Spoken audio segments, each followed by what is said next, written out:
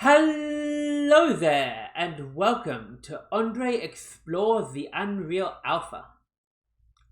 So, the Unreal Alpha, or I guess I should say the Unreal Alphas in the plural, are a collection of early versions of Unreal, early builds of Unreal, that were leaked to the internet. So, between 1995 and 1998, Epic Games were designing the game Unreal, and in fact not only the game Unreal, they were designing the Unreal Engine. The Unreal Engine was going to be the future of gaming, a brand new way of creating 3D games, and they built this engine up from scratch. And to sort of show off like how good the engine can be, and to sort of show off what it can do, they wanted to make a game with this engine, and this game is of course Unreal. Now, what makes these Unreal Alphas, these early versions of Unreal that were made during development, what makes them so interesting is that they contain a lot of content that did not appear in the final game.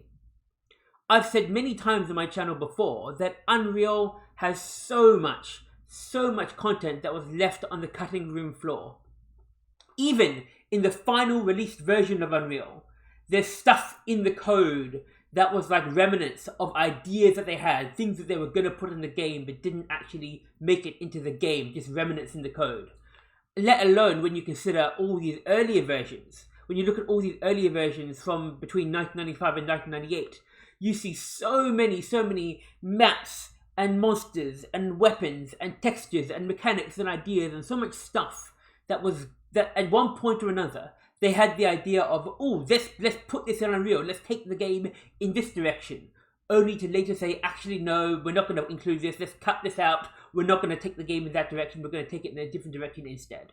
So it's really fascinating to see all of this content, all of this stuff that was like things that could have been in Unreal or were going to be in Unreal, different directions that could have taken it, but didn't actually make the final game. Now, we talk about the Unreal Alpha and the Unreal Beta. The distinction is kind of important. And by Unreal Alpha, or I should say, by Unreal Alpha, I mean like things that they might contain like one or two maps or something, but they're not like an entire game. It's just an early version of the engine with an early version of some of the features, but it's not really a whole game yet. It's just kind of like almost like a demo, just to show off various things. Whereas when I say the Unreal Betas, I mean versions that are effectively versions of the whole game that you can kind of play. Just not the same as the final game, but when I say Unreal Beta, I mean it is effectively like a whole game you can play, if that makes sense. So in this video series, we're only looking at the Unreal Alphas. In a future video series, we will explore, or actually play through the Unreal Betas. And that's an important thing about this video. I didn't call this André Plays Unreal Alpha. I called it André Explores Unreal Alpha because it's not really playable as a game in this state. It's not, the Unreal Alphas are a collection, like I said, they're a collection of various builds, and each one has like a few test maps or a few various things. It's not a game we're playing per se. It's just me showing off stuff, showing off cut content. Whereas when I get to my André Plays Unreal Beta videos, that will actually be me playing through a game, like an earlier version of the Unreal game.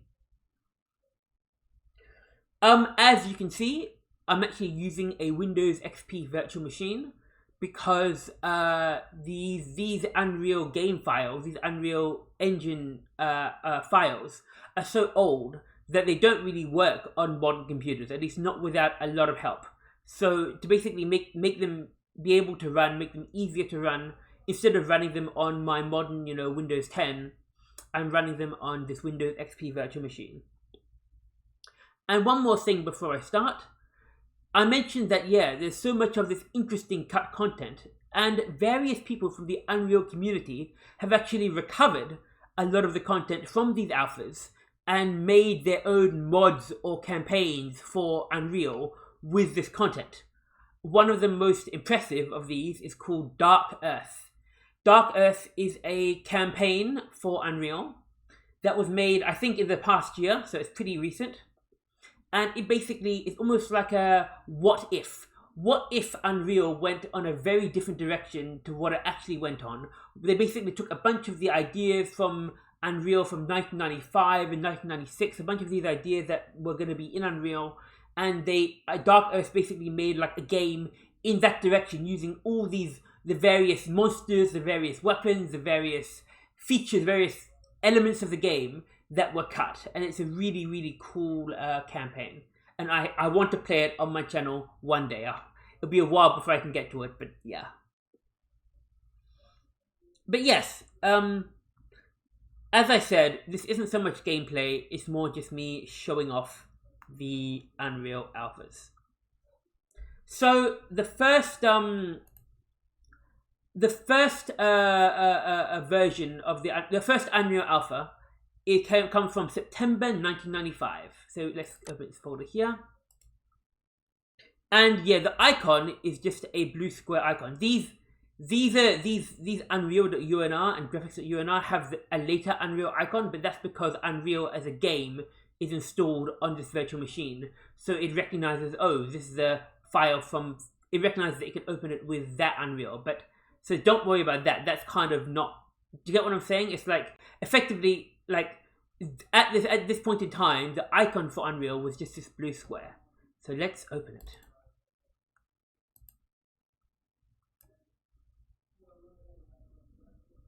And I should say, the map is just called Unreal. And this is something you'll notice about these Unreal alphas, is that often, or almost always, when you open the game Unreal, in each of these alphas, it by default opens a map called Unreal. So if there are, in some of the earlier versions of the alphas, if you want to get it to open a different map, you have to rename which map is Unreal, because the game doesn't yet have a functionality to change maps. But anyway, yes, so this map is called Unreal. And this is, as I said, September 1995. It's a very early tech demo, just showing off the basic graphics, some basic monsters and movement and stuff. So one thing you'll notice is that when we move our mouse, this is me moving my mouse forward and backwards. So moving my mouse forward and backwards doesn't change my view, it actually moves me around. And another thing so left click moves me forwards and back and turns me. Right click is like a look around. And both click, if I click both at the same time, I strafe sort of thing. I can also move around with the arrow keys. Forward, backward, turns around the arrow keys. Page up, page down as look up and down, but it centers me again.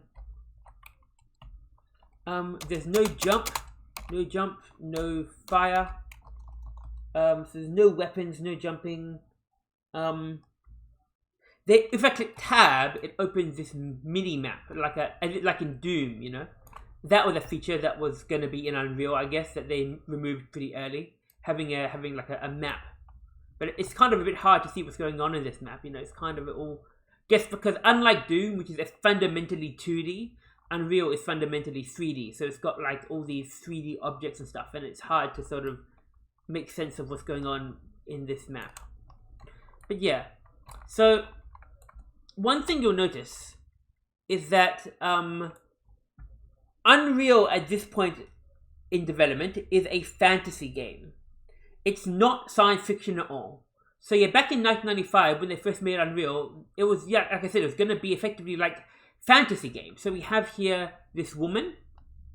This was actually going to be the player character. As you can see, because in some later versions of the alpha, your player character is actually a version of this woman.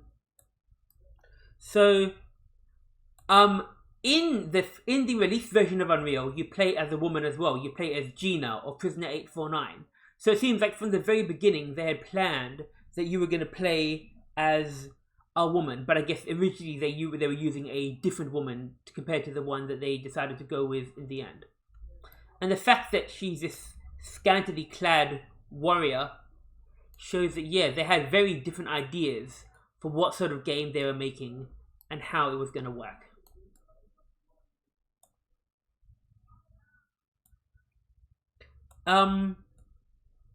Then over here, if I go down here,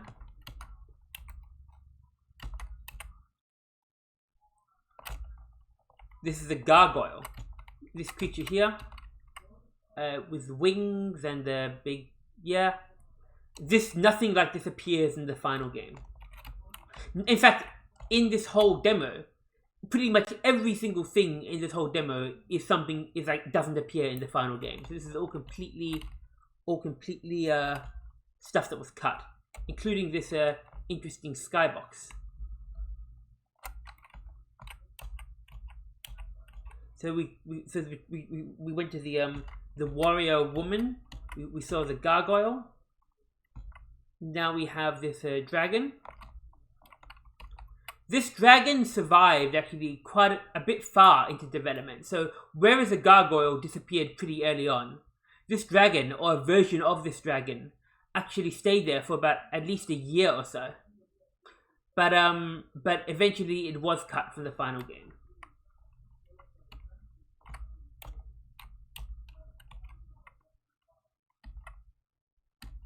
And if we go into here, we see this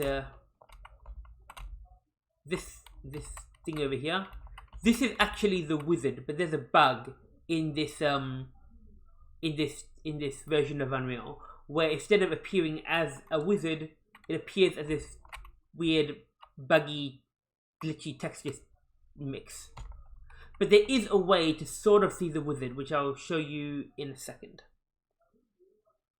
Now, what's interesting, whereas the woman is a very early version of the player character, a very early version of Prisoner 849 and what would become Prisoner 849. This wizard is actually a very early version of a Gnarly. I believe when we get a good look of this wizard, I think this wizard has 4 arms.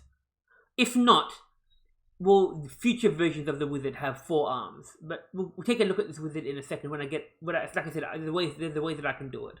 But yeah, the fact that you have this wizard here with 4 arms shows that it's what eventually became the Gnarly was based on the idea of this medieval fantasy wizard.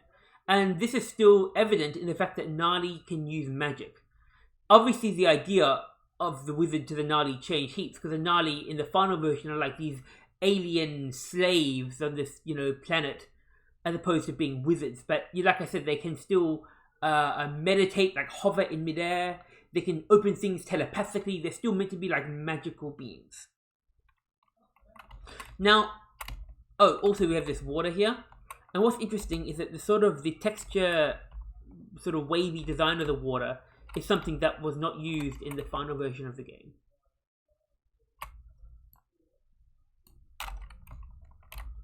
Now, what's interesting is if you press right square bracket and left square bracket, you can actually control other characters. So if I press the right square bracket, if you look at the bottom, it says possessed a dragon, possessed a wizard, possessed a gargoyle, possessed a woman, and possessed a camera. So so we can actually move around controlling these other characters. So right now I'm controlling the dragon, and actually if I were to minimize or make this smaller, and if I put this here and I open this and I go window new camera,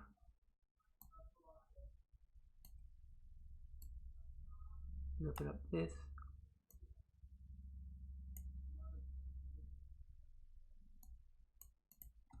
then if I turn around here, we can see this is the dragon, and we can see this camera is now so the eye thing is like the icon representing the camera, and we can move back and forward with the dragon. We can turn around, so we are actually controlling the dragon, and this is evidence of the fact that Unreal, during development, they had the idea that you would control creatures. You weren't just playing as a standard human player. You would either take control of monsters, or you could transform into monsters, or something where you could become a monster and play as a monster. And this stayed in the code quite far in development, but there's absolutely no hint of it in the final game. So it's very interesting to see all of these mechanics, all of these things that were gonna be in the game but weren't in the game. So yeah, here we have the dragon. If we bring the wizard, so now we're the wizard, and as we bring the wizard out, you'll see we can actually sort of, as we move the wizard, we can sort of see what he looks like.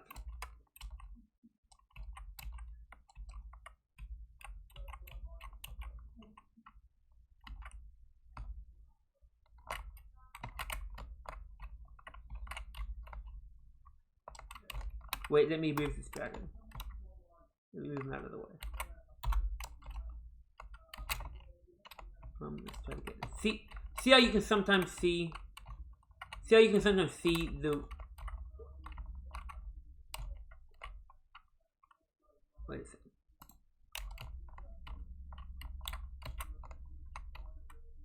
That's not what I wanted.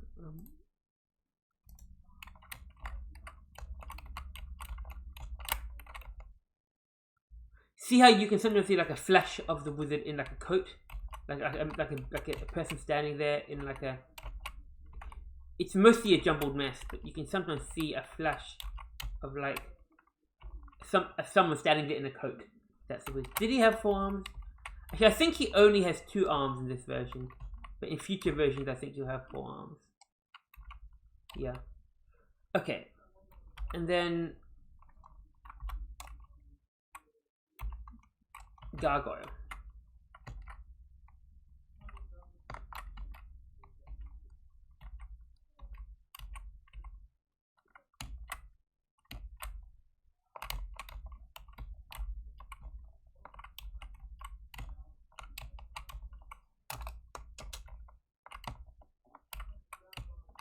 Yeah. We can't make him fly or anything because there's no fly or jump or anything. And lastly, the woman.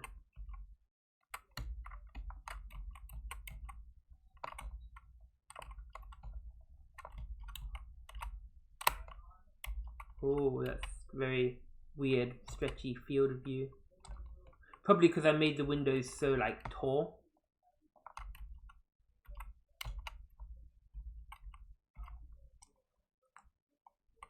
Yeah. Okay.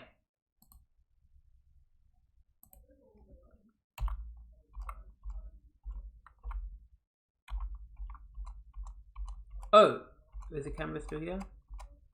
Camera's gone. Okay. Oh, that woman is punching now.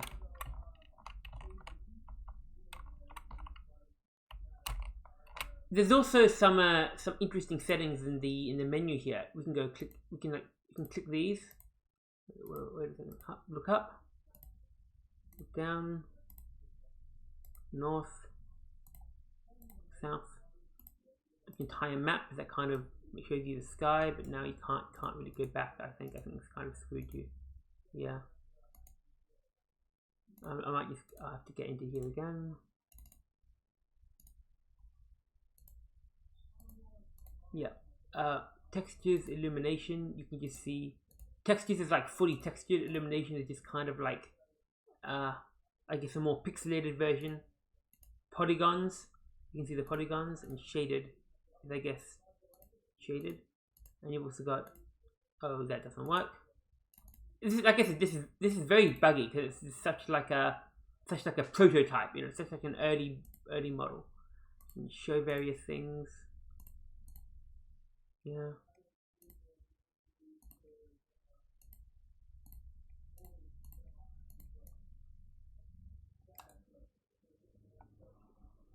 What's up there? There's like a.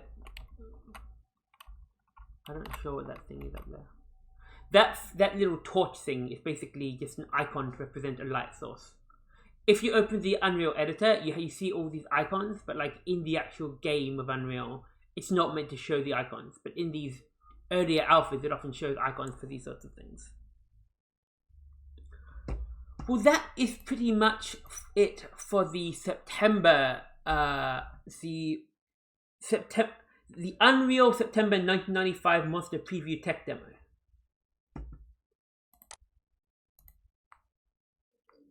Now let's look at the November 1995 Unreal Editor Tech Demo. Now in here, you'll notice some differences. There are now different icons. Unreal looks like this blue, it's like weird cross, this blue line with two horizontal blue lines. And Unreal Editor looks like this black box. Now Unreal Editor doesn't work in this version. But yeah, but you have this Unreal logo. Now I wonder, is this logo something that became the gnarly crucifix? I wonder, because you don't see anything of this logo in later versions of Unreal. Is this still going for the whole medieval theme? Because in the map that we're about to see, you do see some normal crucifixes. You do see some crosses as part of the textures. So I wonder if this is a hint that we're going to be seeing gnarly with 4 arms. The fact that there's a 4-armed crucifix. I don't know. Now before we begin, there's actually a very interesting help file. So if we open this up, and it tells you a lot of things that it sort of tells you a lot of things about how the game was going to be that are very, very different in the final version. Introduction. This is a little game we are creating for a fall '96 debut. Unreal will be published in shareware by Epic Mega Games and distributed in retail stores worldwide by Electronic Arts. So it was going to be an EA game. That was definitely not the case in the end, but it looks like that was the original plan. Unreal runs on the Windows 95/Windows NT platform and requires a fast Pentium processor. No DOS or home console versions are planned. They would later on actually try to, there was going to be a PlayStation 1 version of Unreal in development. It didn't actually see the light of day. It never actually got made, but there was actually a whole big plan to make a whole PlayStation version of Unreal. And this PlayStation version of Unreal is actually it's not just a normal Unreal game, but on PlayStation, it was actually going to be like an entirely different game, like with different maps, different content, a whole different game altogether. Unreal will be a large-scale network action game, and the server will be ported to the MIPS and DEC Alpha Windows NT platforms to enable large 20 to 100 player games to be set up on internet and online services. Now this is very different. It looks like they wanted Unreal to be like an MMO game or something. That was definitely not what it became. It became a single player first person shooter with limited multiplayer abilities, but it looks like they were very, very what's the word? They're very, very not enthusiastic, but like they had big plans. They're very, what's the word? Yeah, they had all these amazing plans for what they were gonna do, and it turned out that they couldn't really achieve those plans. The game. This is an immersive game that thrusts you into an alien world and leaves you with nothing to survive on except for your instincts and an arsenal of really cool weapons. There's an intricate story in Unreal, but it's unwritten. You will piece it together as you explore the new uncharted world. The setting. You awake in a small enclosed room with metal walls. The floor and walls are notably tilted at an odd angle. The room is illuminated by a dim light flowing through a crack in the ceiling. A minimal fold-out bed is attached to a wall. Though you have no recollection of where you are, it might appear to be a prison cell. An angled metal door is ahead. With effort, you push it open, and it emits a dull creaking sound. You're in a small metal enclosed hallway. Lights on one of the walls are blinking, and you hear the dull sound of machinery. Exploring the tight metal corridors, you find a closet amply stocked with weapons. Instinctively, though rather stereotypically given the setting, you grab a shotgun. Nothing here to shoot. You continue exploring. You come to a large metal door. It's partially open, revealing light behind it. Pressing a switch on a nearby wall, it slowly and noisily opens. You see a bright green landscape and lake beyond. You walk out into the middle of a small peninsula within a lake surrounded by mountains. This is not what you expected. The prison you just exited seems to be a small, badly damaged spacecraft. You see a trail of debris along the crash site. The craft itself wedged halfway into the ground around it. Forming a crater. Though you have no recollection of where you are or what the purpose is, you walk along the trail in the landscape, shotgun in hand, searching for the answers. You have thus found yourself in the entryway into the world of Unreal. From here, you will discover the intricately detailed, elegant architecture of an unknown alien race that once lived here. So yeah, what's interesting is that this is actually very similar to the actual first map of Unreal in the release version. You know, you start off in a prison cell aboard a prison spaceship, except in this version, it seems more like you're in like a. It sounds more like you're just in like a. You're the only person in a spaceship. It's like a one-man spaceship, and the spaceship has crashed on the planet. Whereas in the final version of Unreal, you're actually literally a prisoner on a prison ship. But yeah, it's interesting because I said before that Unreal was originally going to be this fantasy game, but it looks like even at this early point, they still had some sci-fi ideas. The idea that you're in an unknown alien planet. I mean, maybe the alien race was meant to be more fantasy rather than science fiction, but I mean, they did have some science fiction ideas, you know, and you having a shotgun. Shotguns aren't really a fantasy weapon, you know. Monsters. The present-day inhabitants of this world, which you'll first encounter, are an interesting mix of fantasy creatures with an insectoid look to them, including an alien dragon, a deformed alien minotaur, and many others of the same style. However, this is just the beginning of the Unreal story. As you journey deeper into the world of Unreal, you'll discover something far more shocking. You won't see what it is for a very long time, perhaps not even in the initial release, so you'll see its effects in the pre-existing slaughtered monsters and humans you'll encounter, in the shocking screams you'll hear as you explore the world, and in the mysterious shadows you see from time to time. So there was going to be some sort of big twist or something, some big reveal, that maybe wouldn't even have been there in the first game. I have no idea what that could have been. This is definitely something that did not make the final cut. Gameplay. 100% action and exploration. The environment. The Unreal environment is continuous. Though levels do exist, you travel between them smoothly, meaning that the entire world, whether you're playing by yourself or you're on a large network game server, is melded into one big continuous environment. The Unreal... That's the word I was looking for before. Ambitious. Unreal is very ambitious. Yeah. The Unreal environment is permeated by music and sound. The sounds of wind, flowing water, torches, footsteps, and monsters flow throughout the Unreal world. The Unreal environment is richly illuminated. Torches flicker and light sources cast realistic shadows on their surroundings. Monsters, as well as players, cast shadows, which can often be seen around corners before their presence is fully revealed. The Unreal environment uses a full 6 degree of freedom geometry and physics model, which means that you can look at the world from any angle, explore complex architecture with multiple overlapping bridges, domed ceilings, and the like. In other words, if a designer can envision a level, he can build it in Unreal. I mean, nowadays we take all this stuff for granted, but this was like pretty much one of the first of its kind back in 1995. This was like only pretty much a year after Doom, more or less. And already they were talking about this 6 degree of freedom, you know, these 3D worlds. This was very impressive back in 95. And yeah, this is the whole continuous thing. I mentioned in my Unreal playthrough that yeah, one big thing about Unreal is that the maps are continuous. Unlike games like Doom and many other games for the time where you beat one map and then you just move to a whole different map, Unreal it's all one continuous thing. When you finish one map, you start the next map, but the next map sort of begins where the previous map ends, so that it gives the illusion of this one big smooth continuous story. Network play. In addition to supporting small 2 to 10 player games on a local area network, Unreal enables large-scale modem and network games.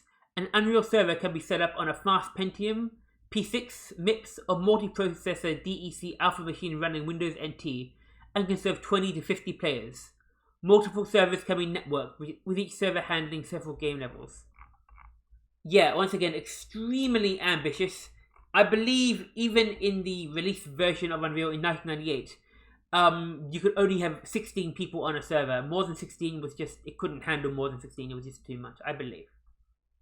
But yeah, very interesting to sort of see the ideas that they had, the ambitious ideas that they had. So, okay. There's a map called BigLevel and a map called Unreal here. I believe they are almost the same map. Like, I believe that BigLevel is basically effectively the same map as Unreal, but like, so BigLevel's in the map folder, whereas Unreal is the one in the system folder that we run. But yeah, I believe, like I said, I believe basically that they're effectively almost the same map. There's just slight minor changes between. But either way, okay. Let's open Unreal.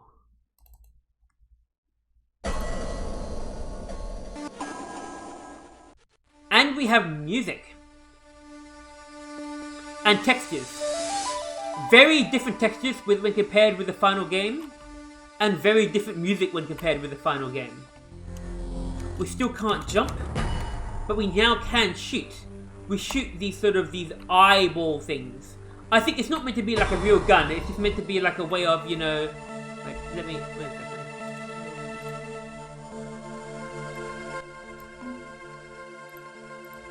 Yeah, it's not meant to be a real gun, it's just like a way of showing off the dynamic lighting. You can shoot these light sources, basically moving light sources that have the icon of the camera. But yeah, you can see these crosses. There's this cross crucifix architecture here. Maybe that eventually became the whole gnarly crucifixes and the gnarly churches and stuff, you know. But yeah, this map is actually quite big. So let's explore.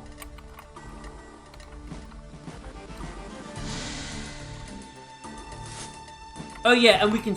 Wait a second. I was just gonna say, we can still actually, control... Oh, so if we shoot this, we can view it and go back to us. If we shoot these things, then we can possess a fireball, and go back to us.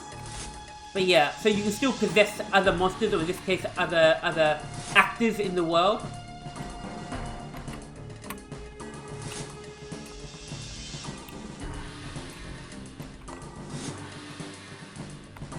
Oh yeah, and if you press C, you see like there's like a behind you. You know, it goes like a third person view. Except of course there's no player model yet, so it doesn't appear to be anything. But yeah, once again, this was November 1995. 3D graphics are pretty impressive. And here we walk out into this big open area with the skybox behind us.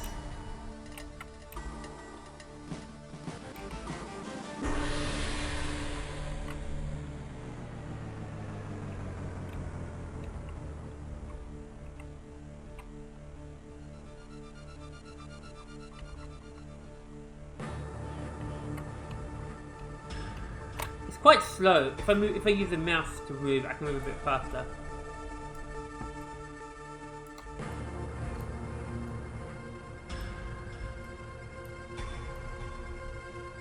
I prefer the keyboard, I guess. It's weird using dragging the mouse forward to move forward.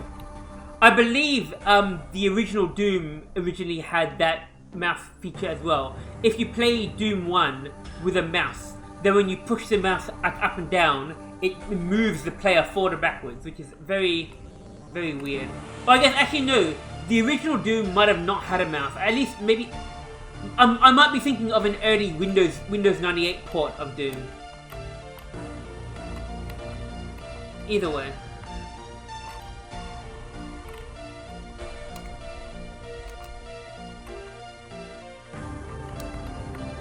We are now in this room.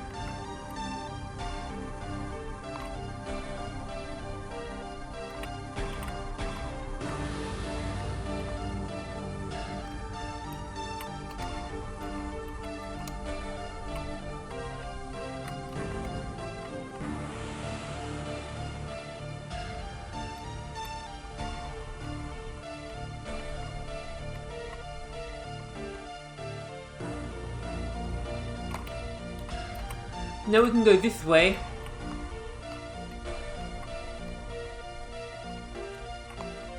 And if we turn right here, we are now in this big room with this big sort of feature on the ceiling. All these beams making like a star shape. And you actually see, a hole up here. We can go down that hole later on in this map. But like I said, this map is actually quite big for its time.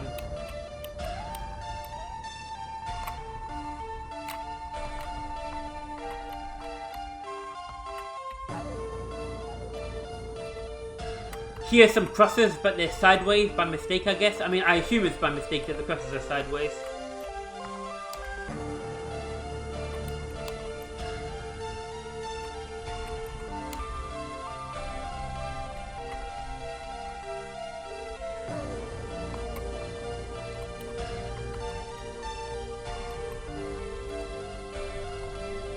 Now here we can turn left or go right.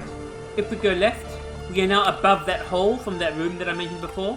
And if we go down here, we now are kind of stuck. We actually can't get out of here. Once we sort of walk to this point, I'm trying to move. I can't actually get out of here. So I guess I have to start again.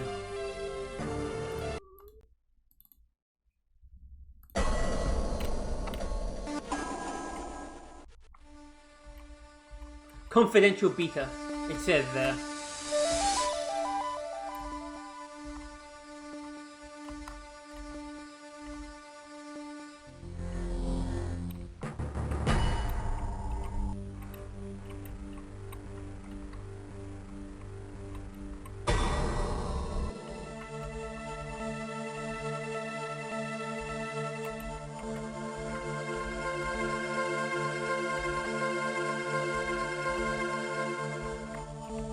Turning right here.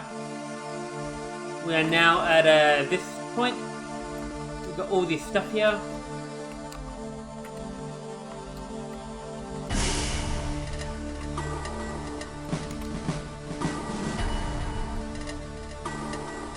We can now climb these stairs.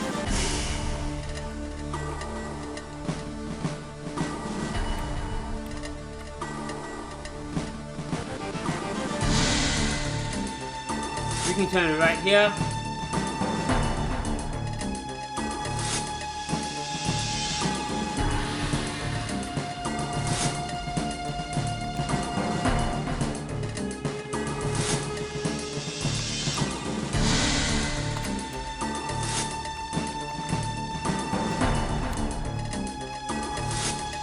Nothing up here.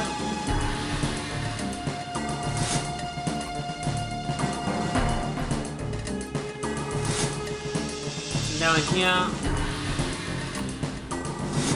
we can go left or right. It all leads to the same place.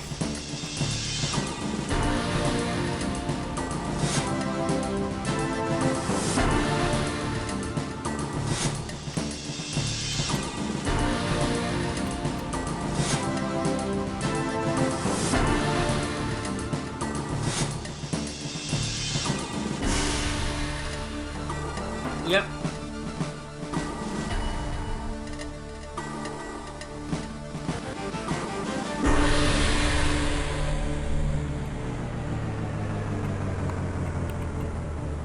And now we can't actually go down here. But this is pretty much the whole map.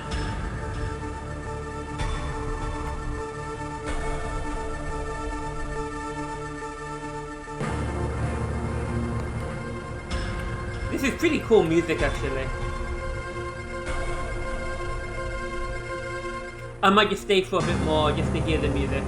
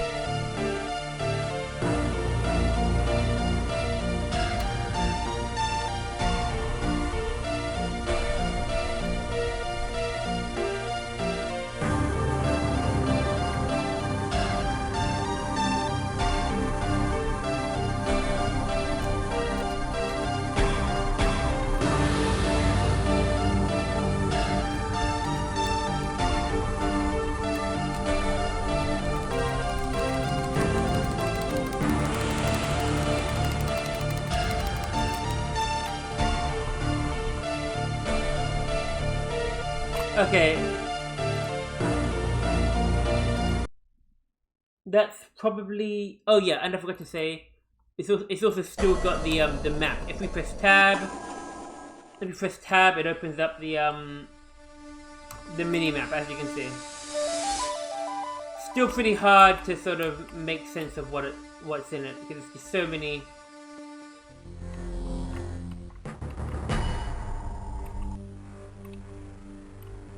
I guess I'm doing it now, but yeah, I guess I can sort of do it.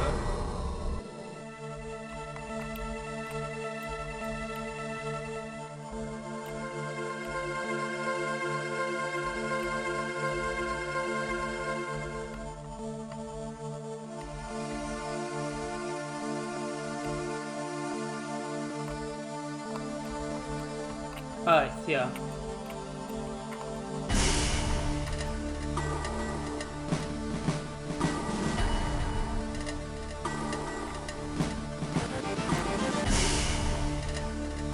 Very confusing.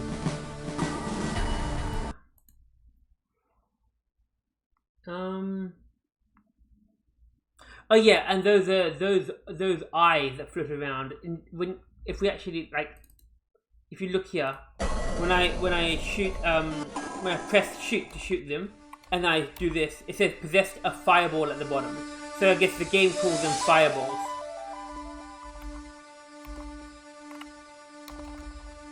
See at the bottom, possessed a fireball. Okay.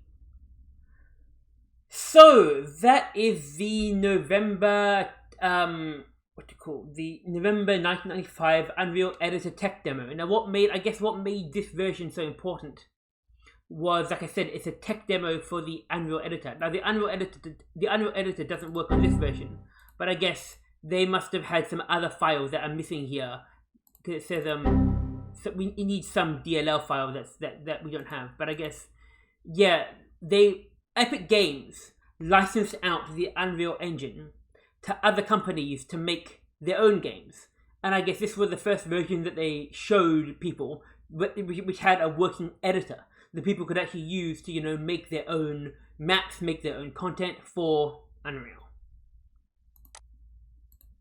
Okay, now let's look at the December 1995 level tech demo. In many ways, this is similar to the November demo, to the November alpha. The December alpha is basically it's got the same icon, and it's got some of the same maps, but it also contains some of its own maps. And it's got 3 songs. So one of these was the same. So what was the song last time called? In the November demo, it was called... Is there music somewhere here? Where's music?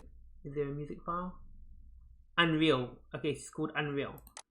So in the December one, there's Unreal, Unreal S, and Unreal T as these 3 songs that can play in these maps. And in the maps, there's Unreal, which I believe is the same as the map we just saw from the November version, that BigLevel, which is almost the same map with minor changes. And then we have these 4 maps, Cliff, Eric, James, and John, which are 4 maps made back in 1995 for this version of Unreal to sort of show off various features of it. And we also have this map called SHMap. This was added into... basically, when these Unreal Alphas were compiled, the person who compiled them added in some extra features. They basically said, oh, we'll add in some extra cool things for you to check out for the alpha, with the alphas. So this SH map was made in the modern day, made nowadays. But it's a map made with the 1995 Unreal Editor as a 1995 Unreal map. Do you get what I mean? So it's it was made nowadays, but it was made with the old editor to be a map in that theme. Okay. So, first of all, if we open up Unreal.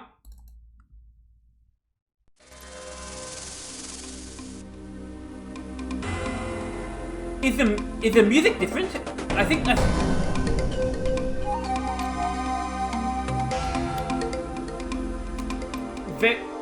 I believe this is the exact same map, but I think the music is different.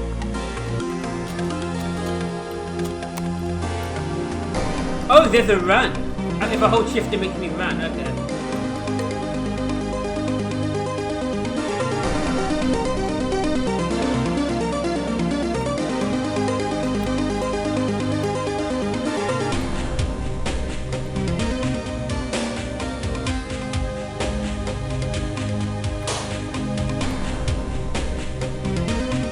Actually, I can't remember if this music is different or not.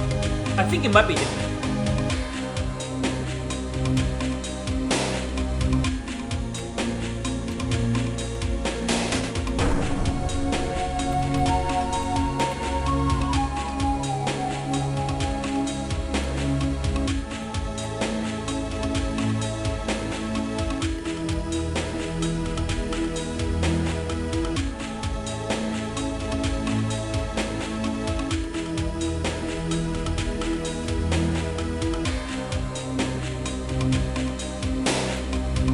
Yeah, it's all the same basically.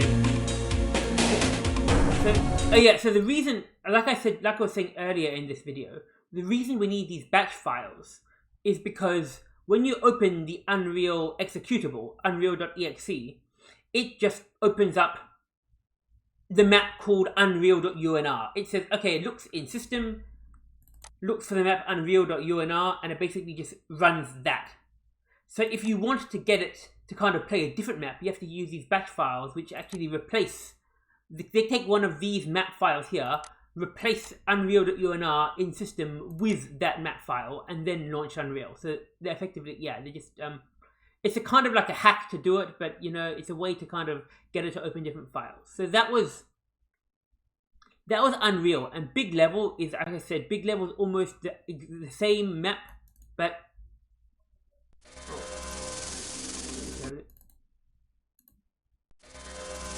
We just fell from the sky.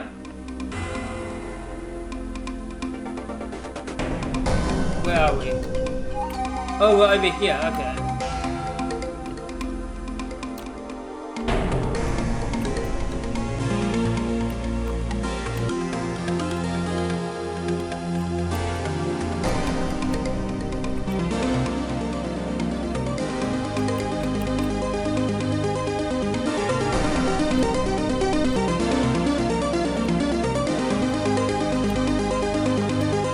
Oh, I can fall now.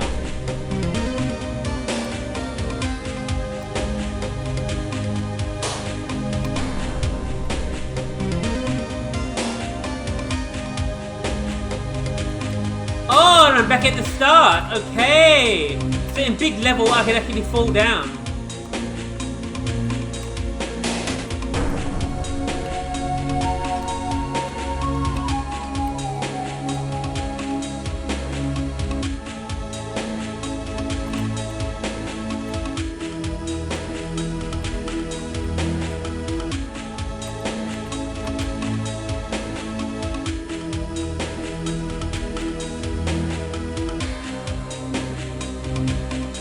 I think the rest is all the same.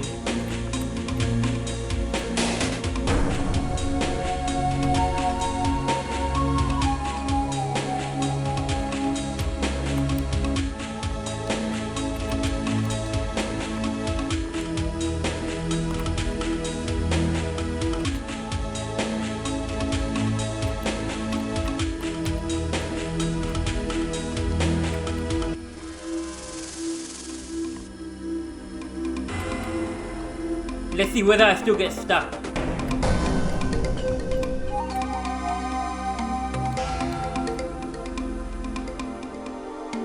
Oh, I can fall now. Okay, good. So BigLevel is just superior to Unreal. It's like a fixed version of it where you can actually, the falling works, so you don't get stuck. You can fall down things. Okay, cool. Next, I will look at Cliff.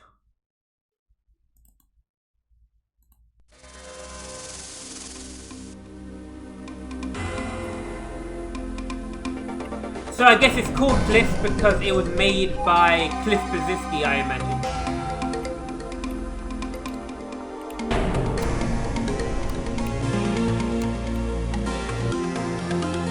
Now notice, if you look down here, we see these textures, these images. Wizard, this is the...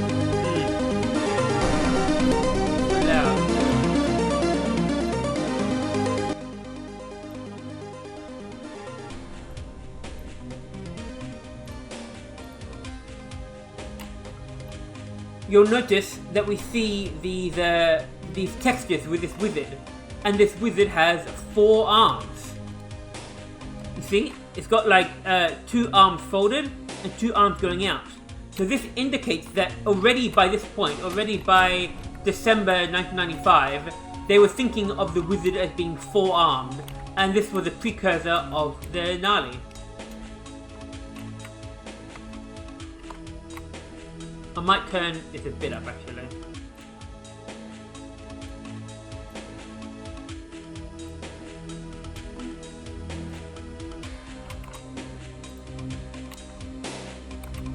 If we go in here,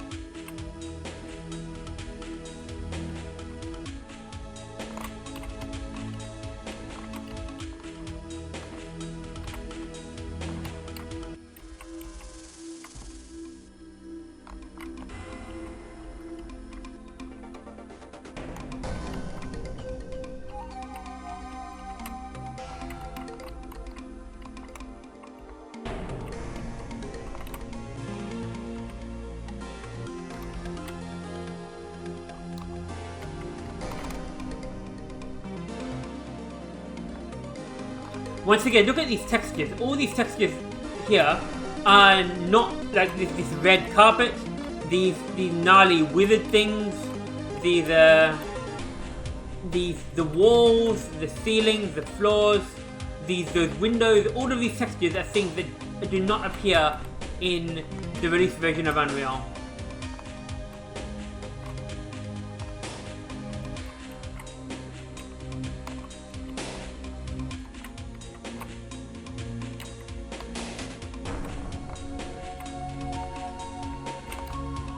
And that's pretty much this whole map. It's a pretty small map.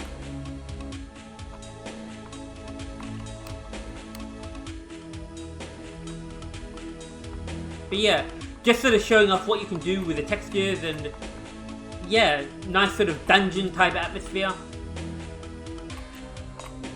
Okay, cool. That was Cliff. One thing I forgot to do, sorry. If we can, we can't change. See, when we tried to change, it says at the bottom, couldn't possess. So when we tried to actually, you know, like, what's it called? Like take control of other monsters, it calls it possessing. Okay. Okay, now let's look at Eric.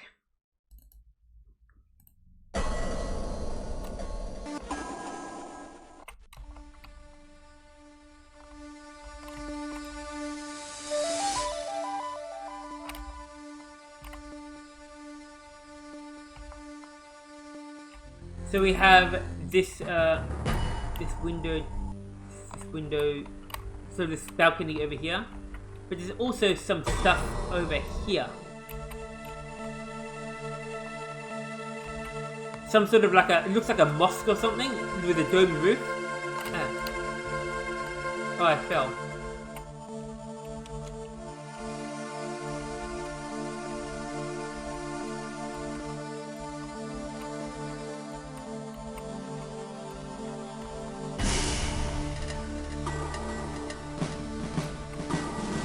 I think this was the song that first played in the November alpha.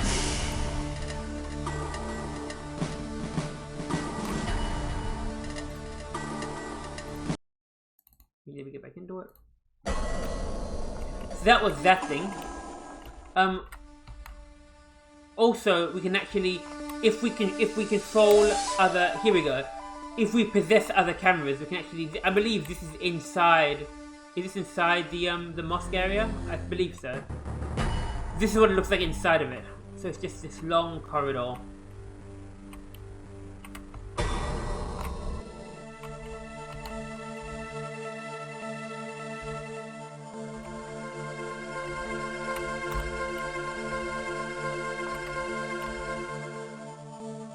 If we walk in here, we see interesting texture. It's like some sort of gold on the floor. These platforms with this kind of like a golden star on like a red background.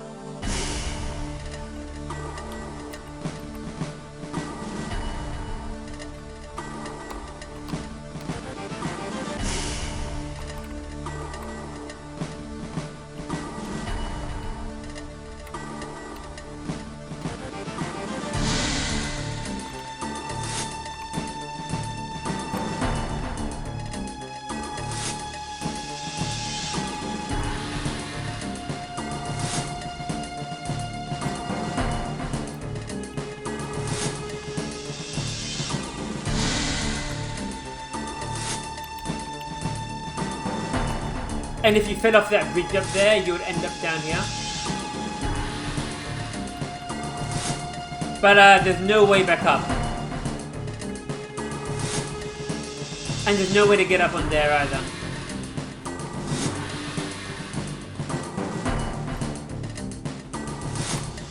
I can possess this camera in here. We've been here. I can possess a camera out here. I can possess a camera, let's just, over here.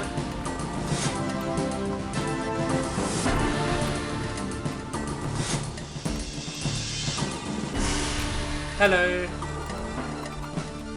And now I'm back in here, okay.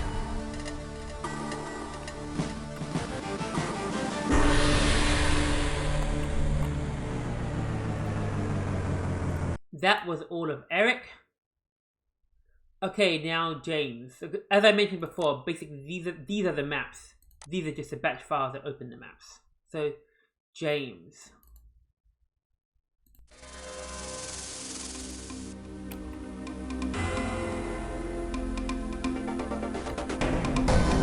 More of those star symbols, the yellow star on red background.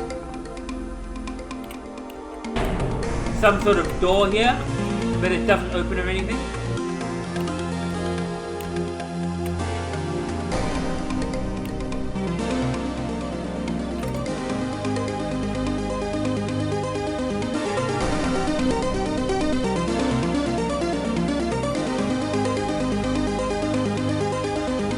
A lot of cameras all over the place, those player things.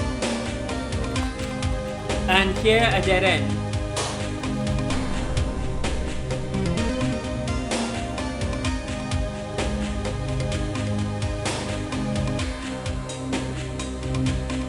So yeah, a very small map.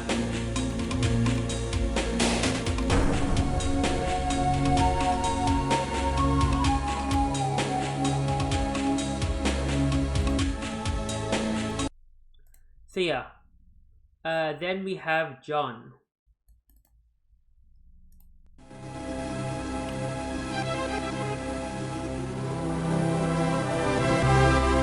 Oh, this is a different zone.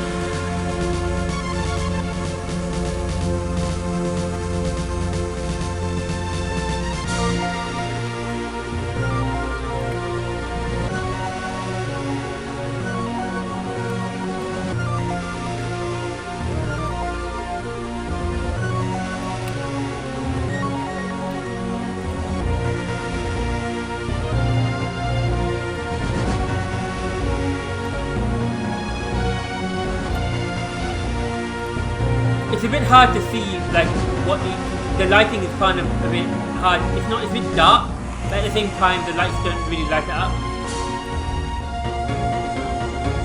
Little sort of thingy over here that you can,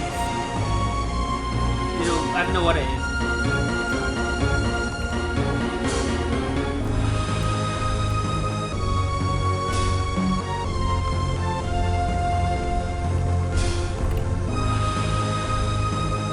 four-armed wizard pictures.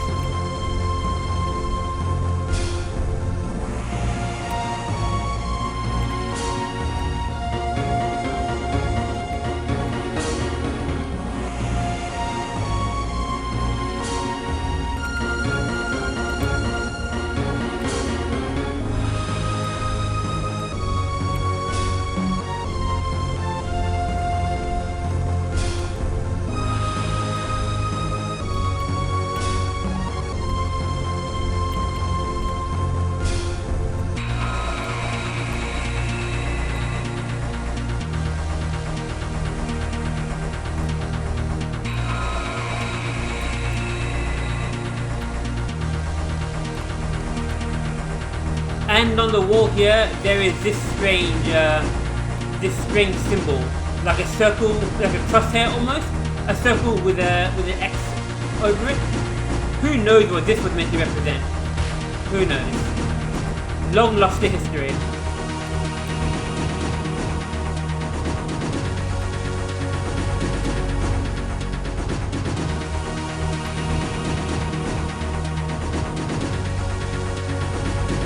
And we can also possess other cameras. Where are we now? Oh, we're outside the map altogether.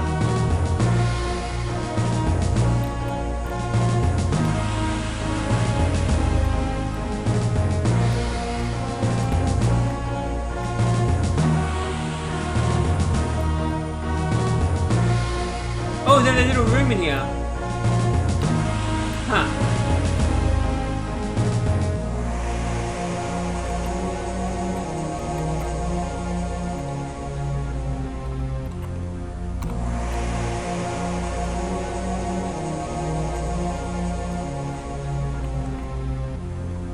Oh. Yeah, it's buggy. It's buggy. But that was effectively most of John, I believe.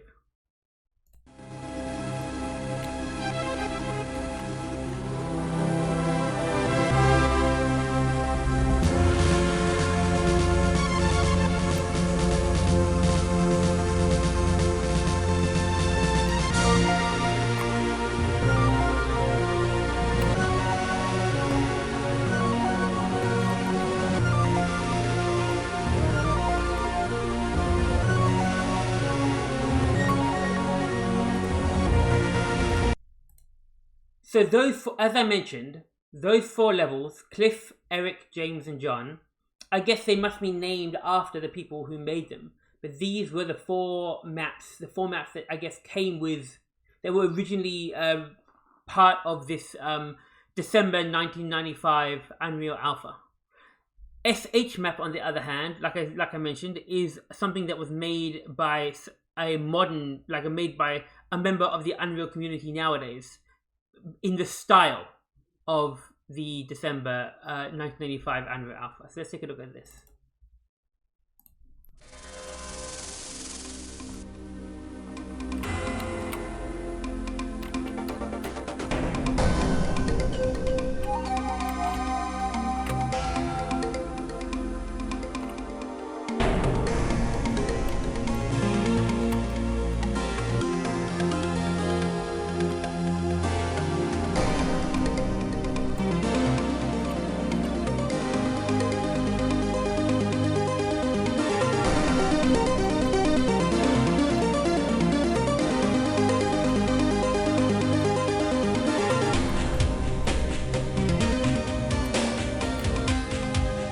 There's no water physics yet in Unreal. Can I Oh yeah. Oh, look at the water has that shimmery, wavy effect that doesn't appear in the final game. But yeah, there's no water physics, so you can't actually swim or anything.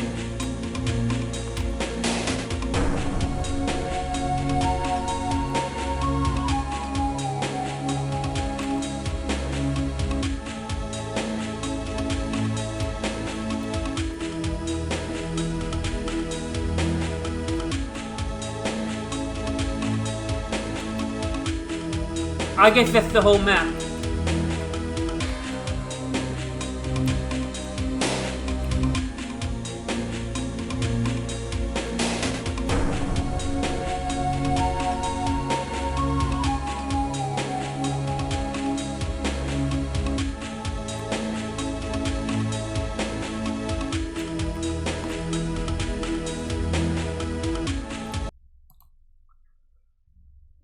Okay, cool.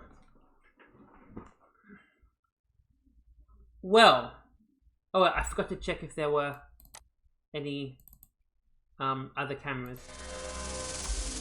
Couldn't possess, okay.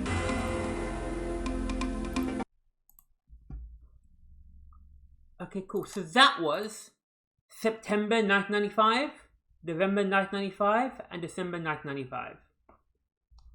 I might actually stop the video here, and next time I will continue to show you more of the Unreal Alpha. Thank you so much for watching. Bye!